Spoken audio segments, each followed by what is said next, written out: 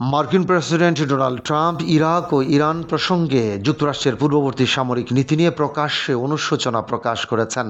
একই সঙ্গে তিনি ইরানের বিরুদ্ধে ভবিষ্যতে আবারও কঠোর সামরিক পদক্ষেপ নেওয়ার হুঁশিয়ারও দিয়েছেন। খবরটি আল জাজিরার বরাতে জানা গেছে। রবিবার ফক্স নিউজকে দেওয়া এক সাক্ষাৎকারে ট্রাম্প বলেন, অতীতে ইরাক বা বাগদাদে মার্কিন বাহিনীর অবস্থান নেওয়া মোটেও সঠিক সিদ্ধান্ত ছিল না।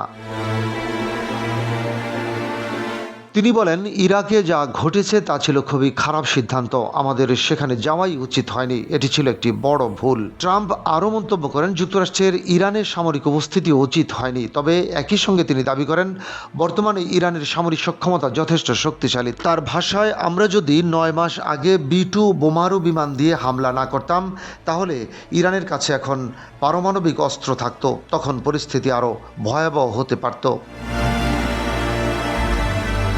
তিনি আরও বলেন, সেই পরিস্থিতিতে মধ্যপ্রাচ্যের স্থিতিশীলতা মারাত্মকভাবে বিপর্যস্ত হয়ে পড়তে পারত, এমনকি পুরো অঞ্চলের নিরাপত্তা হুমকির মুখে পড়ত। ট্রাম্প দাবি করেন, যুক্তরাষ্ট্র ইচ্ছাকৃতভাবে ইরানের সামরিক বাহিনীকে পুরোপুরি লক্ষ্যবস্তু করেনি, বরং কিছু নির্দিষ্ট নেতৃত্বকে সরানো হয়েছে। তার ভাষায়, আমরা তাদের সামরিক বাহিনীকে একেবারে ধ্বংস করিনি, কিছু নেতৃত্বকে সরিয়েছি, কিন্তু পুরো বাহিনীকে নয়। তিনি আরও যোগ করেন, অতীতে যুদ্ধ পরিচালনার সময় কিছু ভুল সিদ্ধান্তের কারণে অনেক দেশ দীর্ঘ সময় ধরে ঘুরে দাঁড়াতে পারেনি। ইরানের সঙ্গে চলমান আলোচনার প্রসঙ্গে ট্রাম্প বলেন, যুক্তরাষ্ট্র একটি দারুণ চুক্তি করতে চায়, আর তা না হলে সামরিক শক্তি ব্যবহার করেও পরিস্থিতির সমাধান করা হবে। তিনি বলেন, চুক্তি হলে আমরা অনেক জীবন বাঁচাতে পারব এবং হরমুজ প্রণালী দ্রুত খুলে দেওয়া সম্ভব হবে।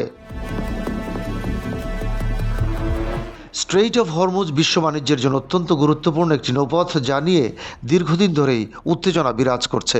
ইরানের নেতৃত্বকে কঠোর আলোচক হিসেবে উল্লেখ করে ট্রাম্প বলেন, এই আলোচনা ধীর গতিতে হলেও যুক্তরাষ্ট্র ধীরে ধীরে তার লক্ষ্য অর্জনের পথে এগুচ্ছে। তিনি বলেন, আমার কোনো তাড়াহুড়ো নেই, দ্রুত সিদ্ধান্ত নিলে ভালো চুক্তি হয় না।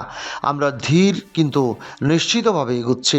সবশেষে তিনি হুঁশিয়ারি দিয়ে বলেন, যদি কাঙ্ক্ষিত চুক্তি না হয়, তাহলে যুক্তরাষ্ট্র বিকল্প পথ বেছে নিয়ে পরিস্থিতির শেষ দেখে ছাড়বে।